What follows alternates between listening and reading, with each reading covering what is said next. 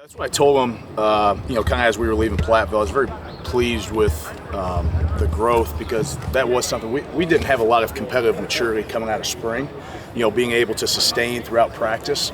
I think the youth had something to do with that, and I thought they accepted that challenge really well. And I think you've seen that the consistency throughout camp, practice, play to play has been a lot improved.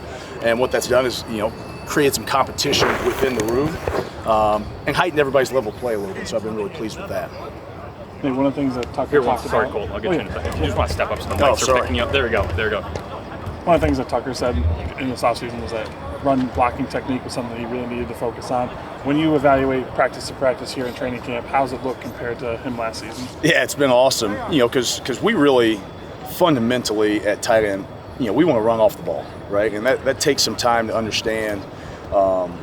How to do that. And Tucker, he was always a willing participant, but sometimes a little bit out of control and found himself in problems.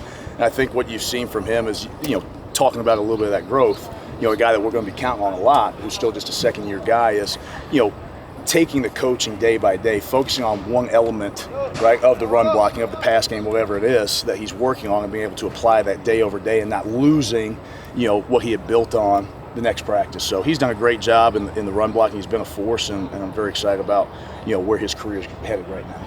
Nate, Coach. Phil talked about the versatility of the top three guys, at least in your position, where they all stand. I mean, what is it like to have different skill sets at this position for the year you guys are hoping to have? Well, it's a lot of fun for me as a coach, but, we want to make sure we challenge everybody to supplement the parts of their game that maybe they're not the best at, right? Because we want to have versatility across the board. But when you do have guys with different skill sets, it gives you the opportunity to, number one, put different personnel on the field to attack defenses. But number two, it allows you to play at some tempo because you got guys that can do a number of jobs. And, I think we have that right now, especially at the top end of the room. Now that they've had a spring and a couple weeks of fall camp, Coach, what stood out a little bit about Rob and Grant as they kind of get used to the college game still? Yeah, I mean, both of them, what I was really excited about, what you're always curious with young guys is, like, what's their competitive level? Are they going to go out here and grind every day and attack every period of practice? And I think you've seen both those guys do that. Grant in particular has really impressed me. When he came in, wasn't entirely sure what he was going to be able to do, especially the further he got away from the ball. But I think if you guys pay attention to inside run at all, he's turned some heads definitely with what he's doing, and he continues to develop in the passing game as well. So really excited about him. And Rob has shown a lot of promise as well, but obviously those guys are young, So we want to make sure that they're following the leadership of the room. And for the most part, they've been doing that right now. We've seen Tucker split off the line a little bit more. Is that just an example of being able to add more to his plate in the second year versus the first year? Yeah, I think so.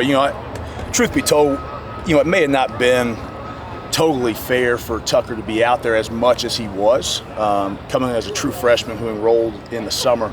But what you've seen through his whole training process, through his whole spring practice into training camp is you've seen a guy who's committed to improving his game, right? Because he's been out there on the field, he knows what level of play he's going to experience. And again, going back to the very first question, to me that was the big emphasis for us, was maturity in our room. I think Riley Nowakowski's done a great job of setting the standard of what we want that performance level to look like. And I think the people that are younger than him have really looked up to that.